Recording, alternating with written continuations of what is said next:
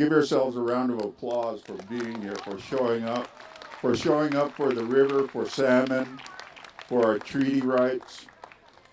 And this was a great day to paddle. I found a couple mussels that I didn't know I had before. We thought we'd go for a swim a couple times, so we had a proper baptismal for our canoe. It was fun. It was great. We even stopped off down at the in Clarkston where they are having the pro dam march or pro dam get together. And the only reason they're doing that is because we're here. You people are the ones that caused that. Now they're doing that in Tri-Cities too. That's going on also. And the reason they're doing that is because you people are here. And we're not just sitting around waiting for something to happen. We're paddling up rivers. We're in the water. We're blessing the water. We're a part of the water. And now we're going to help that water by making sure that those dams are going to be removed.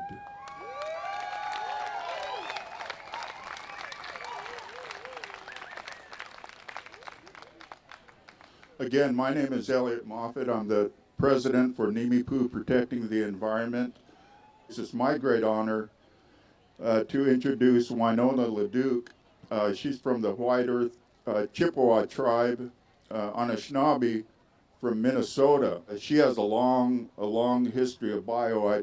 My truck is down at the other place with my notes, so I can't do an adequate job of her experiences. She's a graduate of Harvard and Antioch, and they're fighting their own pipeline battles over in Minnesota too, and I hope she'll talk to us because we got to do something about our energy too. We need to develop some sustainable energy policies. We can't rely on, there's no such thing as clean hydropower. There's no such thing as that. You have to disabuse yourself of that right now if that's what you think, that hydropower is clean, because we see it right out here. When we were paddling down, that the current stopped right at Lewiston because that's how far the slack water comes back. And then the current stopped right there and we had to paddle out from the rest of the paddle coming down. And so that's one of the things about this reservoir here. It's slow, there's hardly any current in it, and the fish need that current. They need that running water, they need that clean water, and so do we. We all need that clean water. We want to know that we can drink our water, that we can swim in it without getting diseases or anything like that, or heavy chemicals or anything of that nature. So without any further ado, I'd like to introduce Winona LeDuc.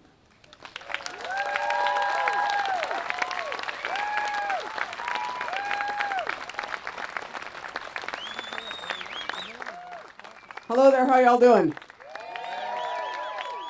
Good day today, huh?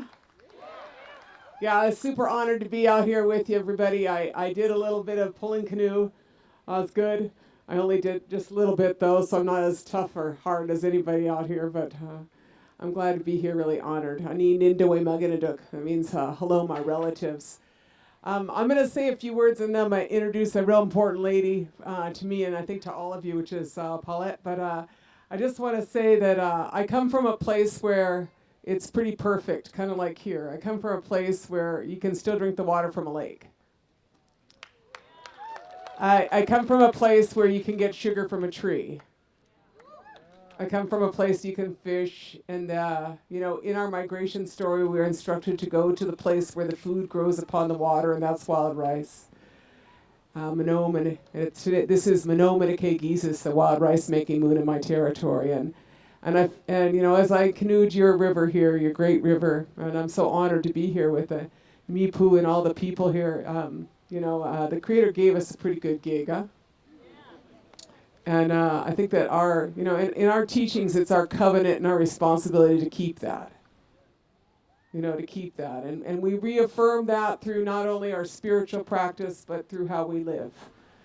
We reaffirm that through understanding that, All of our relatives are here, and they are alive. In my language, even the word asin, the word for stone, is an animate noun. We reaffirm that by understanding that we are all related. And when there are no insects, there are no birds. And we reaffirm that by understanding that we take only what we need and we leave the rest. And we reaffirm that by being grateful each day. Tremendous gratitude that we are able to be here. The ones that have the spiritual opportunity to take down dams. The ones that have the spiritual opportunity to stop them from genetically engineering the world's food supply. The ones that have the spiritual opportunity to transition to the next economy. Because that's what we need. I don't know about the rest of you, but I'm pretty much tired of this economy. It's time to move on.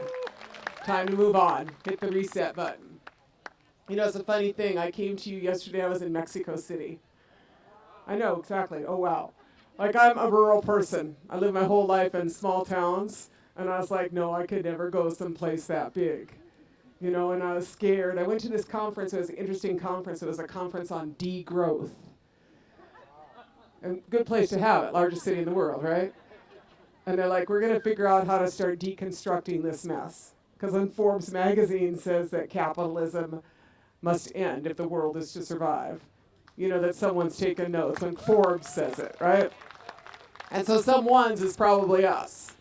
Someone's got to begin figuring out how to deconstruct, and that's all of us. To take some things apart and to make some changes. So I'll tell you a little story about where I'm from, and then, a couple other things, but my community is good, strong territory. It's a beautiful territory, as I said, and we don't have any oil. We don't have any oil there. That's always good, huh? It's always good to not have any minerals or oil in the land of the Wendigo economies. That's what I call it, Wendigo economics or cannibal economics.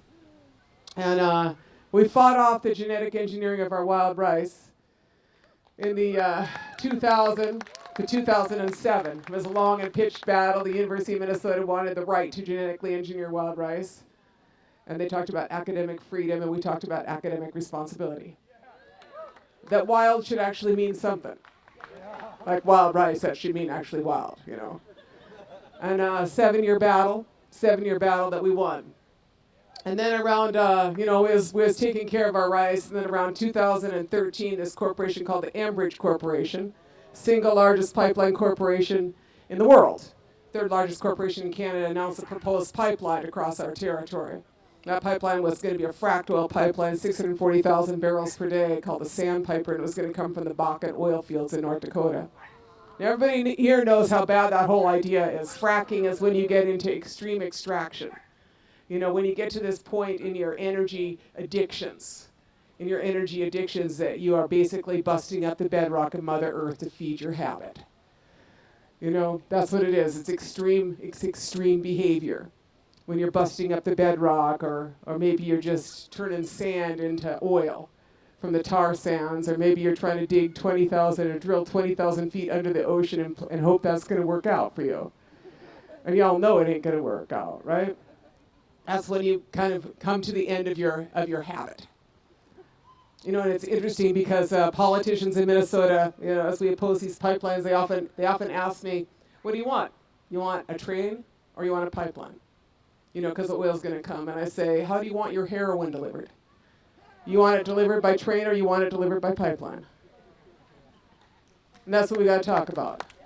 I'm saying maybe it's time to not have any more heroin.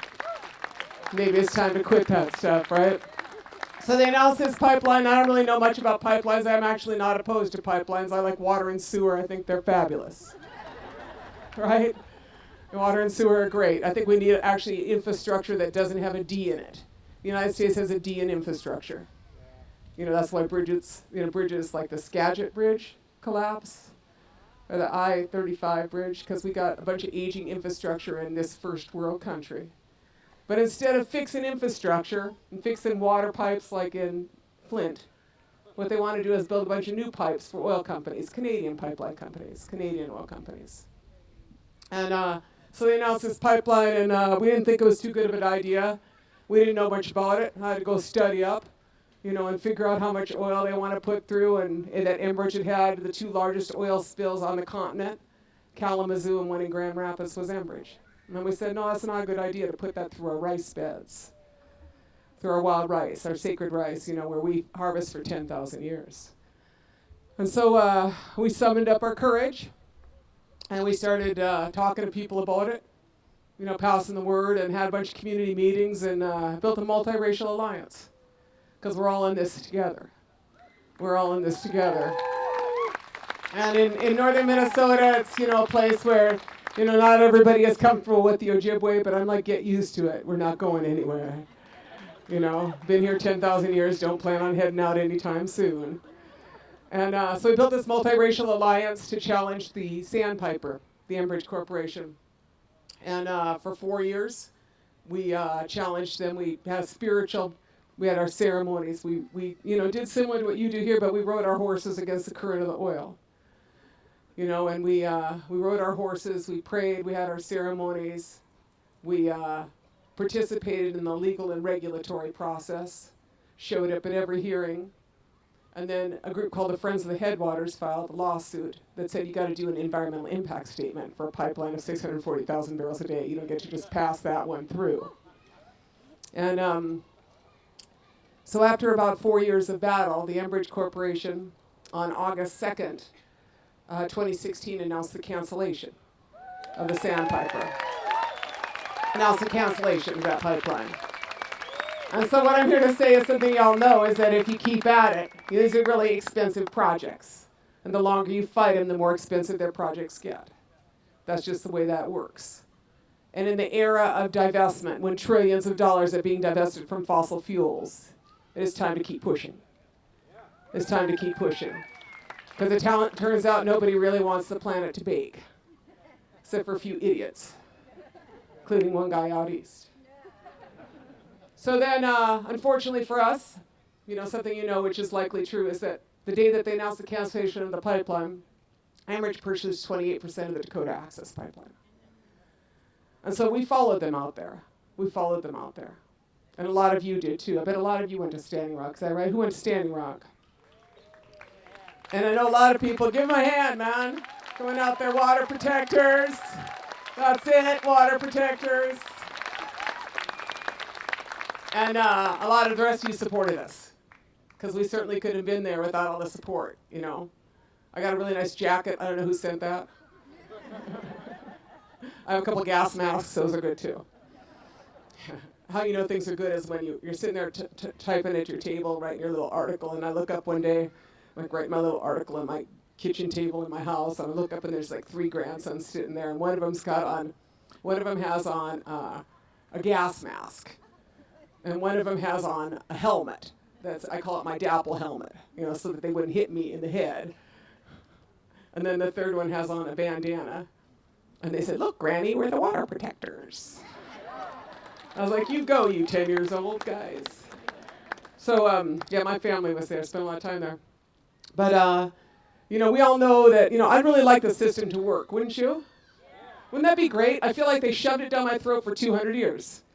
Told me this is democracy, Native people, you don't know what you're doing, but we got this for you, right? Got that trust responsibility, we take care of things, we got this. And so I'd really like it to work, but it didn't work at Standing Rock, because Trump got elected. But there was this moment for all of us. I see my friend Ben here, and we took a lot of hits on that. A lot of us came out of that with a lot of injuries, And at the same time, I think we found something. I feel it was like our Selma moment. When we found ourselves. And in that finding ourselves, we said, this is who we are. We are water protectors. We are alive. We are here because we know that water is life. That water is life. And we are not afraid of you. We are not afraid of you, Wendigo. We are not afraid of you and all your bad ideas. And we're going to stand here. And so I'm really proud. I'm proud to be a veteran from Standing Rock. And I'm proud to be a veteran of, some of these battles. But, what I want to say is I went home and the Enbridge Corporation announced its 7th pipeline, which is called Line 3. And so that is what I face now. And we have faced them for the last 2 years in the regulatory process. And I went to every hearing. I was a good girl. We went to every hearing. And if the system worked, the administrative law judge, after hearing 72,000 people testify, of which 68,000 testified against the pipeline, right? And every agency in the state of Minnesota recommended against issuing a permit. Every agency, including the administrative law judge, who is in charge of all of the review. They all recommended against it. And if the system worked, there would have been no permits issued. But on June 28th, the Minnesota Public Utilities Commission issued a permit. They issued a permit. They issued a certificate of need, and they didn't issue a route permit. They said, Ojibways, you figure out the route. They said, Fond du Lac, you figure that out. You don't want this pipeline, you figure out where it's going to go. Kind of like the old gun to your head problem. And so, I'm standing here. I spent 6 years fighting pipelines. And, in the case that we are talking about, my situation is pretty much everybody's situation. We are in this era where, my problems actually originate in Canada. The most dysfunctional economy in North America. I thought the U.S. was the most dysfunctional economy. No, it's Canada. Because their petrodollar, which is what it is, it's a petrostate, is predicated on being able to sell tar sands. That's what it is. And 75% of the world's mining corporations are Canadian. They're based on a staples economy, and as pretty as Justin Trudeau thinks he is, he's pretty ugly inside. That's a pretty ugly economy. And we're all hoping for the best, but, when he bought that pipeline, the Trans Mountain Pipeline here in June, I guess he didn't know that the court was going to rule against him a couple of weeks ago, huh? And, I was talking to those lawyers this morning on the way over here, and, so what happened is that, Canada's trying to get that oil someplace so that they can sell it to someone, because they don't have a plan B. All they have is one plan, and that plan is not going to work for any of us, and that's a bad plan. And we need to call that, and quit like fighting one little thing and one little thing, and said we need to say you need to move on, Canada. You need an economy that's not a cannibal economy. The reason I keep saying that is a few years ago I was at a meeting out here, and there's this chief from one of them, by Clackwood Sound. I was preparing to get arrested for Clackwood Sound. And this chief said, sitting down and talking to the Canadian government is like sitting down and talking to a cannibal. That's what he said. He said, you can make as much small talk as you want, but in the end, you know exactly what he's thinking. Right? And that's what, consultation is. It's not actually really consultation, because in the end, you know what they're thinking. So we just got to not pretend that. So, they're really trying to get this oil to market. The Trans Mountain Pipeline, about a week and a half ago, the Federal Appeals Court in Canada said, you didn't talk to the Native people, so you have to go back to square one. You have to start, we're nullifying every one of your permits. And that was the time that the system worked. And I'm really grateful to the system, that the system worked in Canada. And, so right now, I think there's that the Canadian government, they issued, I think they Kinder Morgan walked away with like a 637% profit. And the Canadian government and the taxpayers are on the hook right now for $4.9 billion. That's going to be the most expensive pipeline that Canada never built. That's what that's going to be, right? And in our case, I'm looking at Enbridge. And, what we've said to Enbridge is that you're not going to do that here. They have 6 pipelines that cross our territory already, because we are a fifth of the world's water, and we're the furthest inland port, and it's called Superior. And so that's what this is about, the mainline system. And in a place where, in a world where most people can no longer drink their water, we're going to protect that water, because that is our territory. That is our territory. And so we are working, we filed appeals. We filed appeals in the system. There's 4 tribes that filed the appeals, and 2 organizations, including Honor the Earth. We're preparing the next set of legal proceedings, and I'm trying to have, what I'm looking at is a bunch of Jedi lawyers who are trying to create this fog of confusion in the legal system so that Enbridge is paralyzed. That's like my description for their legal strategy. It's like a legal fog, it sounds like to me. Maybe it's just a fog when they describe it to me. But, so we have created this fog, but on the ground, the water protectors are there. And so, our tribes are opposed to this, and we're preparing. About 2 weeks ago, I got myself cited. It wasn't actually an arrest. There was like me and 28 church people. Well, no, there was like 5 Native women and 28 people in total, but most of them were like church people. Always get arrested with that church lady. That's like my plan. And it was so funny because Bemidji was like really trying to not arrest us. A lot of you probably been arrested, but they were like, in 30 minutes, we're going to come in. And then they were like, 15 minutes, we're coming in. And then when it gets to time, they said, okay, in 10 minutes, we'd really like you to leave. And they kept saying that. And they were like super reluctant. But, we got ourselves cited for being disorderly and such. And I look really happy if you look at the photos. I'm like this because that's because I actually wanted to get home for dinner. I was like waiting for them to arrest me any time. But, the reason I say that is like, a lot of those people didn't want to get arrested. And I said, you need to get arrested. Because the thing is that in 4 months, if that pipeline goes ahead, there's going to be a lot of young people that look like you guys. And they're going to be more than arrested. They're going to get hurt. And so if us older people cannot stand up and say, don't do that, how can we expect that the next round to be there? We got to be there with them. So I don't know what's going to happen in Minnesota, but what I know is that we hold Enbridge responsible for 28% of the injuries and 28% of the 840 arrests. 28% of the bullets, 28% of the tanks, 28% of the water cannons, we hold them responsible for that. And when they came into Minnesota, I said, what you going to do? You going to shoot me for a Canadian pipeline company? Is that what you're going to do? And when they issued that permit, the Minnesota Public Utilities Commission said to Enbridge, will you pay for the police?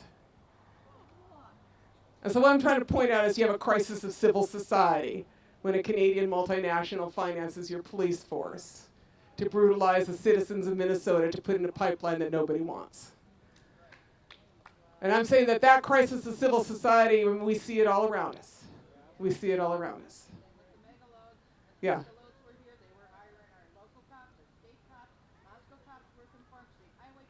Yeah. Yeah, I mean, it is some brutal times, and it is times that is our opportunity to change. Because the rights of corporations should not supersede the rights of people, and certainly should not supersede the rights of Mother Nature. And that is this crisis of civil society that it is our opportunity and responsibility to challenge. And nobody is going to challenge it but us and the other millions of people who are ready to stand. And I look out there, and y'all know the same things that I know, is that first, take a breath. I know it's like crazy stuff going on all around you. I'm fully aware of that. I'm fully aware that every time we look, there is something else like horrible that the crazy man with the orange hair is plotting. I'm fully aware of that. But just, think of a couple things. Take a breath. First of all, we're always talking about the 1% does this and the 1% does that, right? You know what I'm saying? We're like the 1% has all the money and 1%'s doing this and 1% is this. So what I'm trying to figure out if my math is correct, that means that we're the 99%, so why don't we act like it? You know what I'm saying? If we're the 99%, act like it. Take action. And don't only resist, but do what you're doing here, is make good. Onishishin Ijichige, Onishishin Ijichige. Make it beautiful. So how do we do that? You take down some dams. That's how you make it beautiful. You take down some dams, right? And not only do you fight the pipeline, but we got like a way better idea in our territory. We're going to get a bunch of renewable energy. My organization is working on a solar thermal manufacturing facility. We'll have operational by the spring.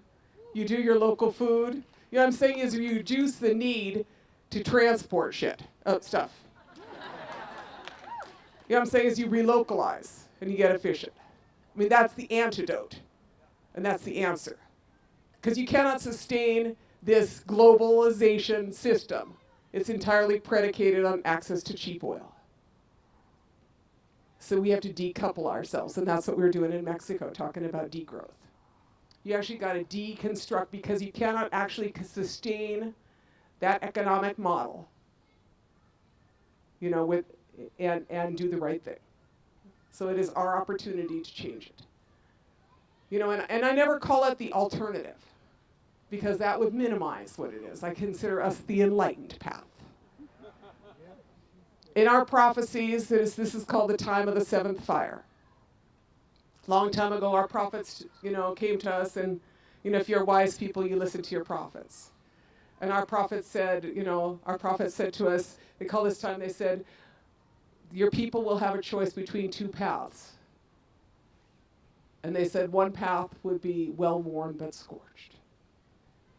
And the other path would not be well-worn, and it would be green. And it would be our choice upon which path to embark. And so that is what we do. We call it lighting the eighth fire. To make that beautiful world, Onishishinajitchige, that we want to live in. Like the world that we knew, that we inherited from our ancestors. That beautiful world, where we understood that we were relatives, and we reaffirmed our relationship through our practice.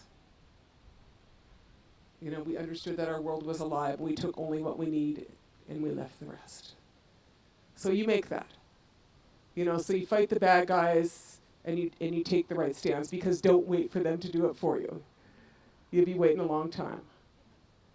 And the other thing is that, my friend Bob Goff, he used to cease, but he used to say, you're either going to be at the table or you're going to be on the menu.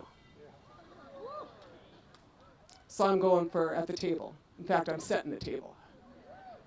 You know what I'm saying? That's what the next economy is we make that. And everybody knows that is the trend. I was sitting there in the Mexico City airport with my little no GMO sticker, and I have this picture has a custard Sitting Bull, and it says GMO organic, on it. And of course, Sitting Bull is the organic guy. And this guy comes up, like, I'm in like the first class lounge, right? Because I fly so damn much. I have this plane ticket. I'm sitting up there with all the white guys in the first class lounge, right?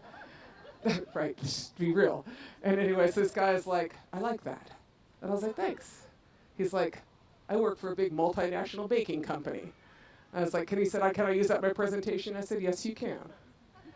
Yes, you can. He said, yeah, let's go with organic. I mean, they said, people are gluten-free. They can't. I said, yeah, a little too much glyphosate. Is that right? In your granola? I mean, right? Time to move on. So we just we do the push, but we also provide the leadership. So as I look out there, you are a bunch of beautiful people, and I sure had a great time. I'm asleep really good from that canoeing, And I'm super proud to see my nephew Michael and my nephew here Nako is going to perform later, and so I'm happy, and see my sister here Paulette. But I just want to say, I was in Mexico. I was thinking about it. I wrote this article this morning, and the Colorado River, that's supposed to go to Mexico, and they started damming it. They put up the Hoover Dam first. And they stopped the flow for for a long time to just get that filled. And then they put up the Glen Canyon Dam, right? And then they just kept damming that river. They put up the Morales Dam at the border. And so by the time it gets to Mexico, the once, the largest desert estuary in the world, the Colorado River Delta was no more. And everything that was there that was so beautiful, and all those egrets and swans and geese that flew there, they had no place to go. And we all know that. We all know that, and we grieve their loss. We grieve it. And it just trickles, that river, when it gets there to Mexico, which is kind of how the United States treats Mexico. The trickle-down economy, that's what it looks like, right? You get a few drops at the end. And about 5 years ago, they started this project, the Colorado River Restorations Project, the Delta Restoration Project. And they released water into the dry riverbed. And now more and more water gets released each year. And I have to say that even the Trump administration Interior approved the release of more water. And what happens is that when you return water to the riverbed, life returns. And that is the story. In my world, this is Menominee Jesus, our wild rice making moon. And there are some places where the dams or the water levels were changed. And so the rice was no more. It was flooded out. There's one lake that I'm going to rice when I go home called Onamia Lake. And there was no rice there for 17 years. And when the water levels changed, the rice returned. And there's another lake just north of there that there was no rice for 50 years. And when the water levels changed, the rice came back. Because rice and Mother Earth and nature and things that want life are so resilient that they returned. Just like salmon. Just like salmon. You know, but you have to create that space that they can come into. And in Mexico, I was, looking and, that's there's pain and beauty. Everything where there is so much beauty, there's also so much pain.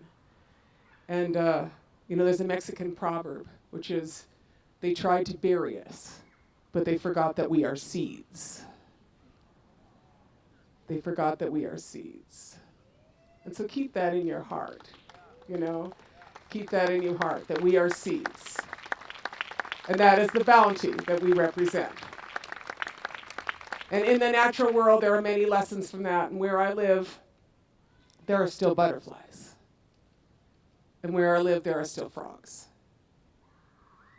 And that's who I'm protecting that ecosystem for. But even in a butterfly, a butterfly is not like a moth.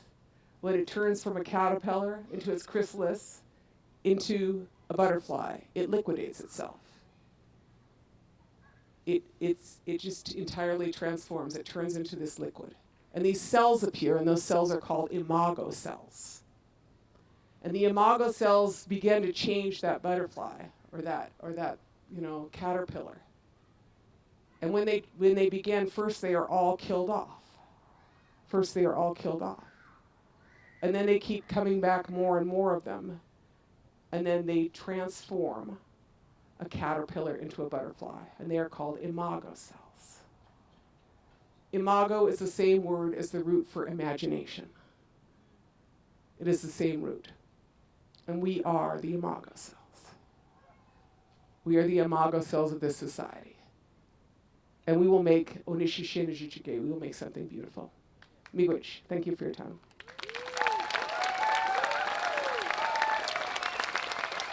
I'm so happy to be here, and I'm going to introduce my sister now. Thank you so much. I'm so happy to be here with everybody. And I want to say that when I was in Mexico this last year, I don't know if you noticed this, but the first indigenous woman in history ran for president of Mexico. And she came from the Indigenous Council of the Zapatistas, a social movement. And she collected millions of signatures, and she stood proud and said, I'm an indigenous woman, I'm running for office. And what I want to say is that there's another indigenous woman running for office, and she's here. And I'm very proud to introduce to you Paulette Jordan.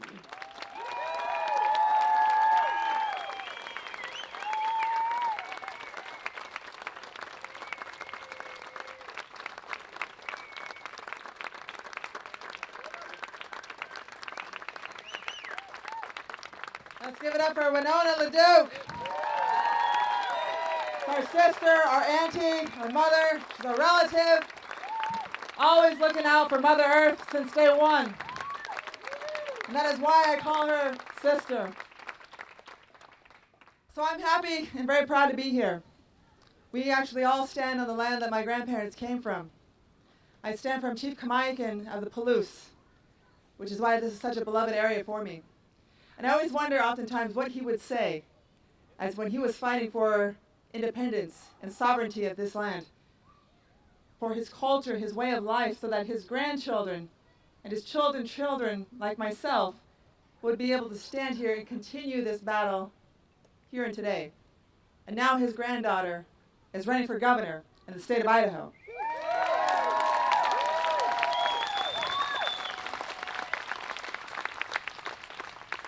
There's a whole lot we can say, but one, ultimately, is a simple form of gratitude. And that is just to say thank you.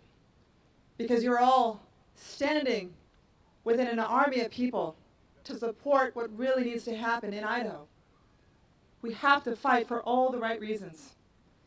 Everyone out there is talking about guns and money and corporate welfare.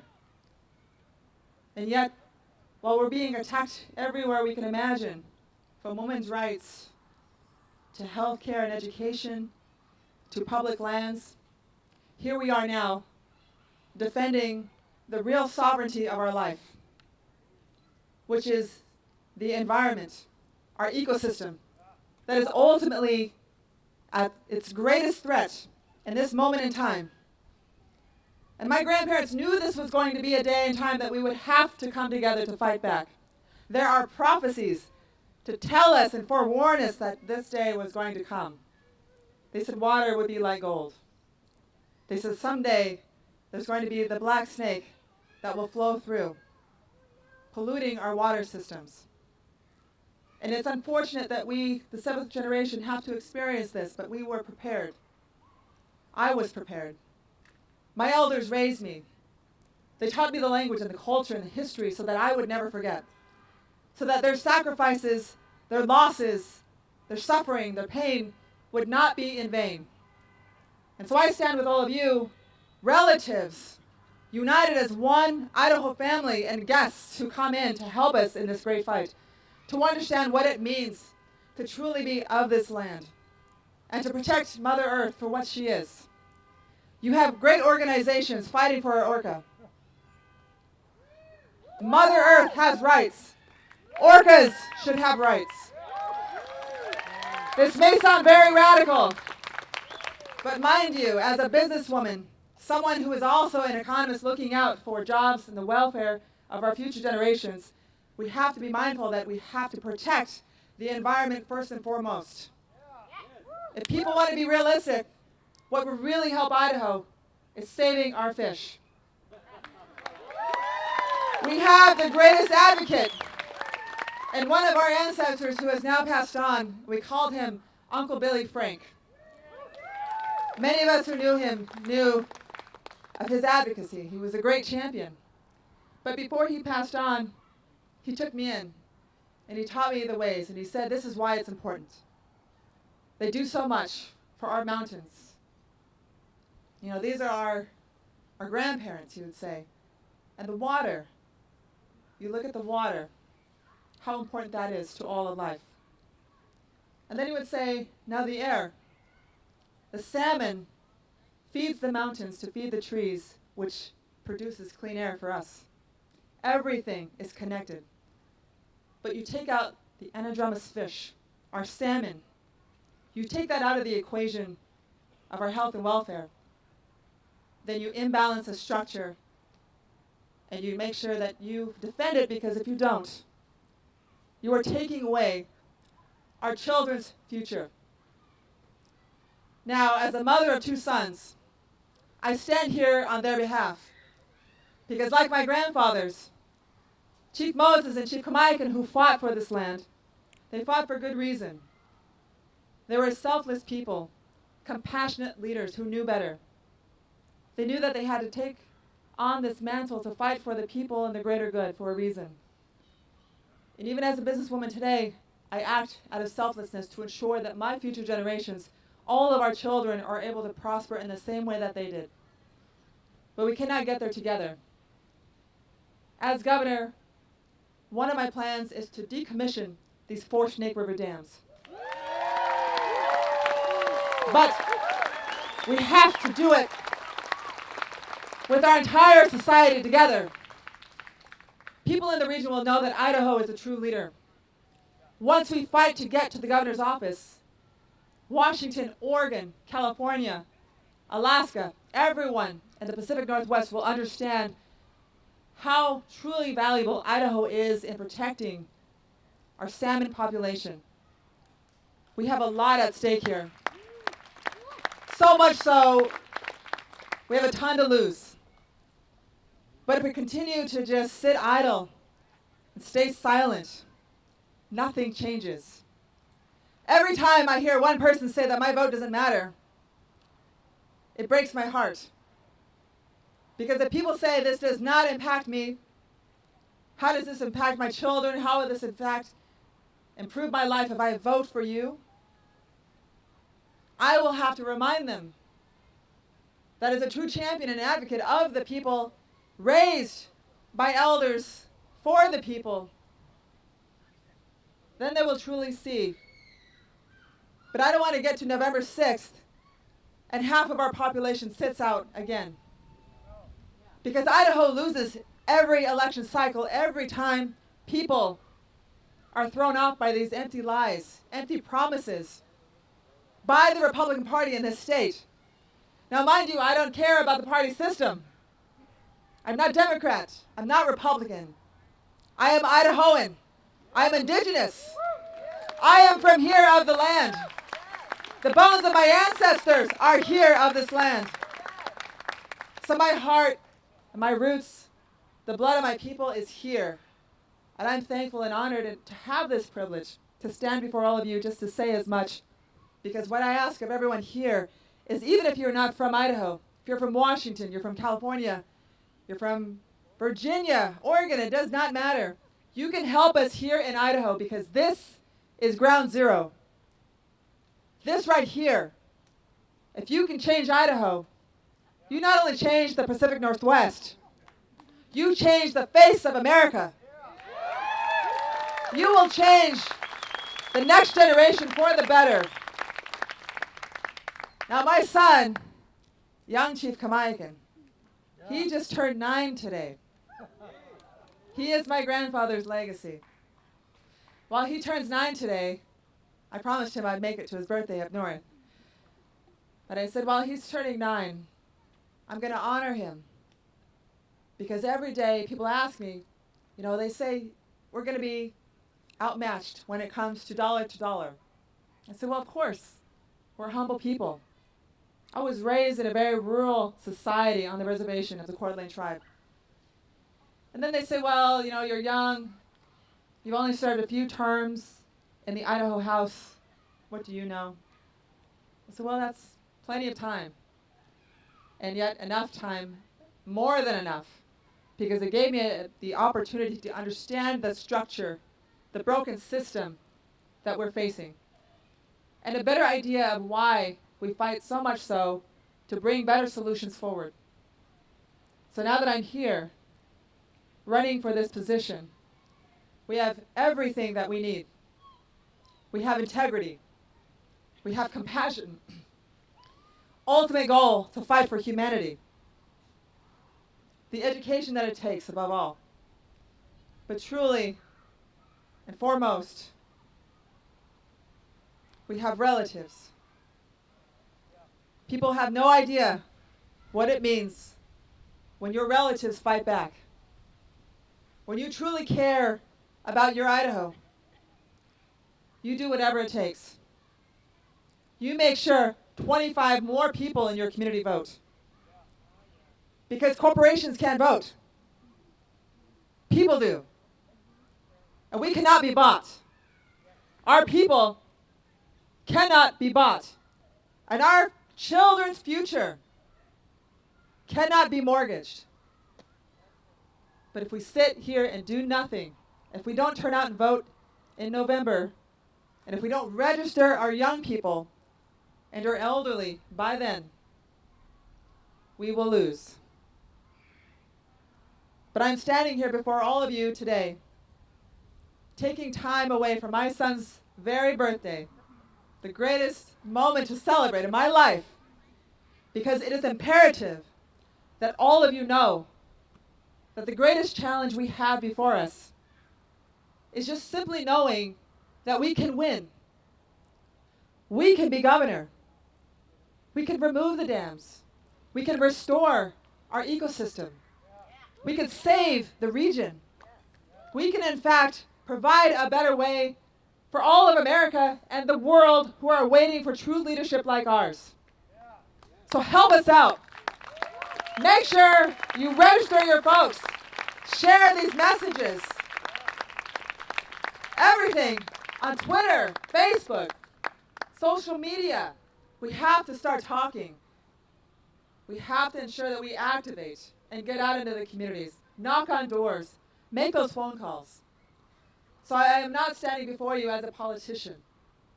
I'm standing before you in the same way that the legacy that I stem from, which is a long line of chiefs, have stood on this land before me, which is out of faith, and with the same sense of compassion to fight for all of humanity. We can do it. But I need your help. So help me fight. I implore every one of you to reach out to my campaign, jordanforgovernor.com. Go to our headquarters. Remind your young people that this is their future. Help us fight back. So thank you all for this opportunity. Continue to fight for our land, our independence, our autonomy, our future generations, our children who need you most. Thank you, everyone, so much for this time.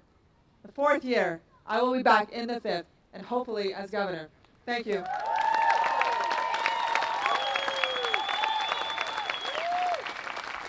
All right, let's hear it for Paula Jordan.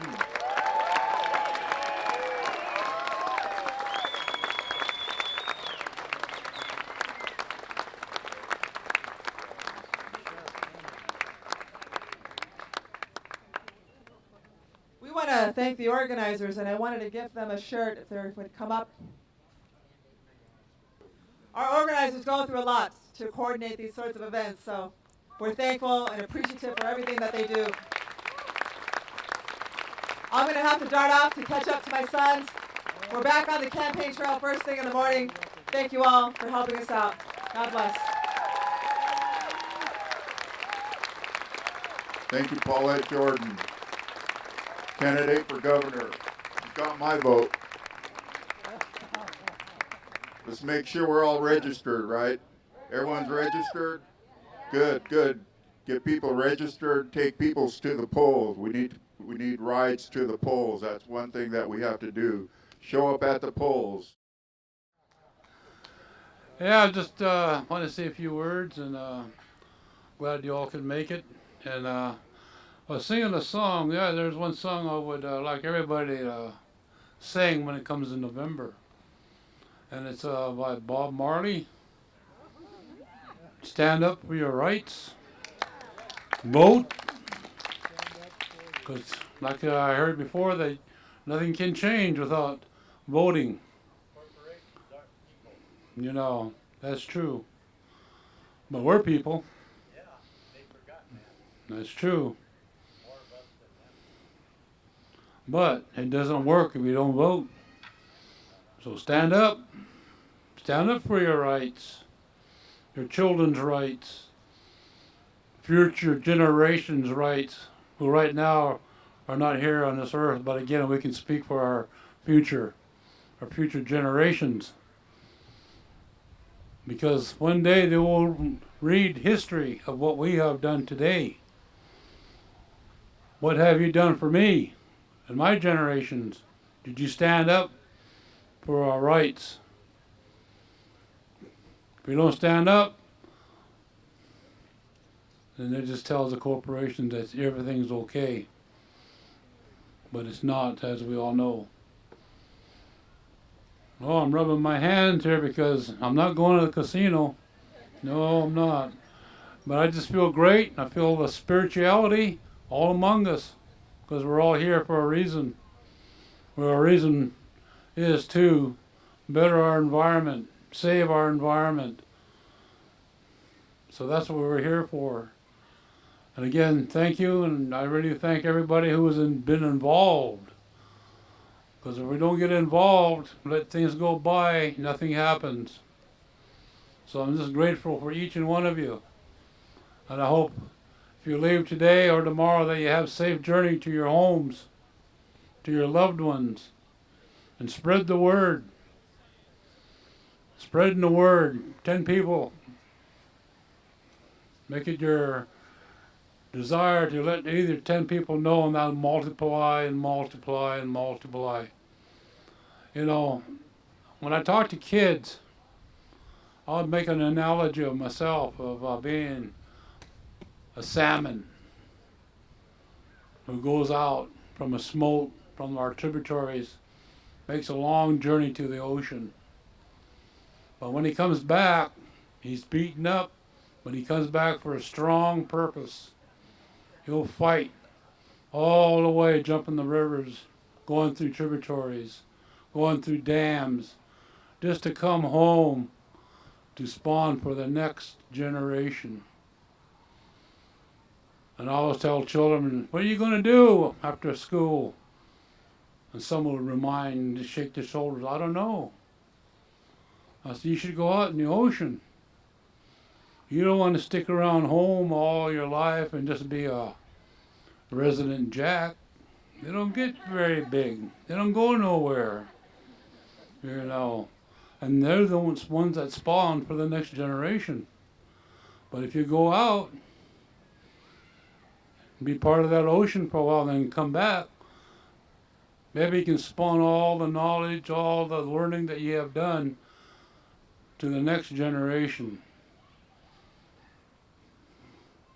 And keep our species alive and strong, you know. Listen to a song called by Bob Marley, Stand Up for Your Rights. That's a pretty good song. Thank you.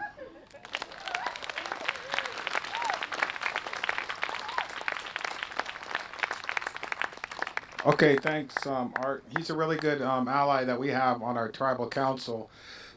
And the other day, it was pretty great. We had gone, Lucinda Simpson, and I and someone else, or Gary Dorr, I think it was, went and talked to the council about what we're doing and inviting them. And actually, we're trying to get a safety boat. And so when we were there, we started bringing it up. And one thing that I really appreciate right now is the tribal, our elected 9-member council really supports what we're doing here. I know a lot of them are not here, but particularly one, Casey Mitchell, he was really adamant. He was speaking up about getting rid of the dams as the only real solution to restoring the salmon run, which is really true, and which is why we're here today. I mean, there's a lot of things going on with the canoe, and essentially with the canoe, the idea was to bring to attention to people like the Nimipu used to use canoes to go up and down the river, where it's the Selway, Locksaw, down to the Columbia, and so we're doing kind of a analogy, I guess you'd call it, between us, the Nimipu people, and the salmon not being able to traverse that river like we once did. And so that's really the main impetus behind the dugout canoe. And so that's one aspect, because our main goal is to look at environmental issues, whether it's removing the dams or the wolf delisting or the grizzly bear delisting, to make sure that, like my brother Art said, to make sure that we look out for the future, because many of us are not going to be here 20, 30 years from now. So we want to make sure that we keep pushing this. And like when we get the kids involved, the 4th and 5th graders from Lapway Middle School, elementary school, and the 1st and 2nd graders,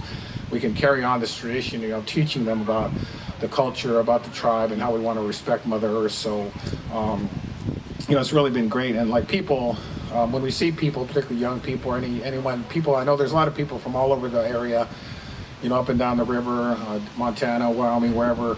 And it's nice to see, because when we see this, our group and us, myself personally, it really gives you impetus, just like working with those kids, to continue on this battle, this fight that we have with the, you know, whoever is trying to impose their ideas, whether it's the government or the private corporations. Like we have a lot of timber. We have the second largest wilderness in Idaho up in Selway, Locksaw. That's all within our treaty area, 55 treaty area. We have guaranteed rights to hunt, fish, and gather, and also in the usual and accustomed places. So those are areas that, you know, my mother, my grandfather, all our relatives, ancestors have always used, hunted, fished, gathered in those areas. So we want to make sure that 100 years from now, that those kids growing up now are able to use that same not resource, I guess, but same, can exercise those treaty rights just like we are today. And as many of you know, whether it's battling for the treaty right to take salmon in this river with the dams, or any other areas, hunting elk, moose, or buffalo over in the Montana, Yellowstone, is we have these continuous battles that we have to fight, you know, and we always believe that our treaty rights supersede states' rights, or the state's ability, or any real government except the federal, to determine where we can hunt, where we can fish, or where we can gather. And so that's something that was really, I just want to get across today, is that the treaty right. And if you haven't, don't know, like, or read a treaty lately, you can check it out on our website. We have a copy of the treaty, 1855 Treaty of the Nez Perce. So that's the agreement that was written by some real forward thinkers that couldn't even sign their name in English. It was all X's. If you look on the treaty, it's all in X's, but they had the foresight to know that they were going to protect those treaty rights for people like me, 150 years from when they were 200 years from when they signed it to where we could exercise those, which I want to continue by our efforts, like with our group and with your help.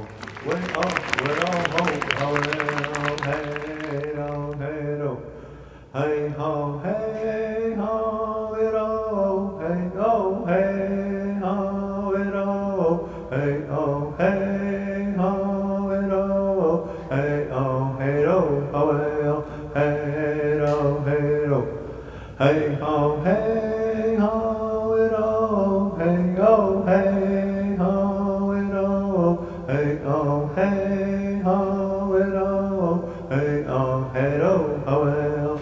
Hey do, hey do, hey da ho, hey ho, hey do, hey ha ha ha ho, way oh, way do ho, hey do, hey do, hey ho, hey ho, hey do, hey oh, hey ho, hey do, hey oh, hey ho.